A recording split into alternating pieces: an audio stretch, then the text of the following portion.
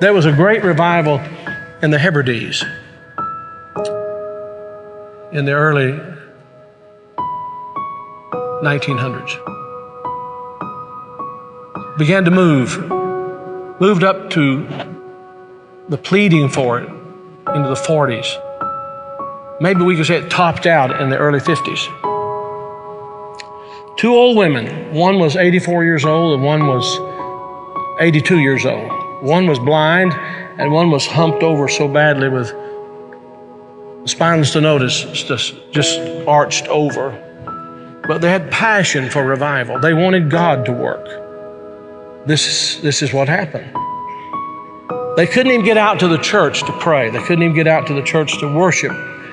Their house became a place to meet. People came in. They got so passionate about revival coming to their isle, the Isle of Lewis. They got so passionate about it. They confronted the preacher and wanted to know if he was thoroughly right with God. And they prayed and prayed and prayed. And they'd seen the Lord, they said, with the church filled up and God blessing, a great overflow. And the fire of God struck that tiny little obscure place off the coast of Scotland. And when it happened, there was a young teenage boy that got saved in it. His name was Donald. And the preacher became so dependent upon Donald and so close to Donald, he would ask him to lead in public prayers and help him with the meetings, and he did. Oh, how God worked. People began to hear about it, and the revival fire spread. It spread. And God blessed in a great way. Those two old women, the kind of people don't want in a church anymore. And from that same island, there was a young girl who was a cousin to Donald Smith, who immigrated to America.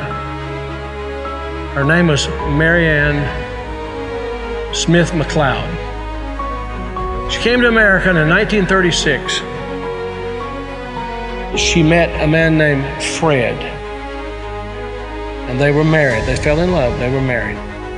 God blessed in a great way. And those old women were her aunts.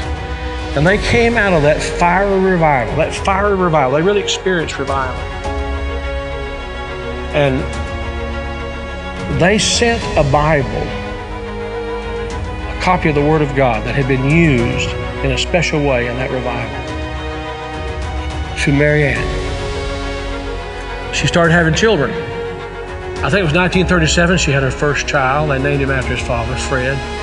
Then she had her second child, named after herself, Marianne. Then she had her third child, Elizabeth. Then she had her fourth child. And she was so impacted by this teenage boy God had used in that revival of the Hebrides. She named him Donald. And she gave him that Bible, that Hebrides Revival Bible. He was born in 1946. He's now the 45th President of the United States. And that Revival Bible is in the Oval Office. I'm saying to you, I don't know how, why, I don't know how it all comes together. But I believe God is putting some things together to give us just a window. If he could find some open people who know what the window's for. Can this be the time the window's open? Providentially, God has prepared the moment,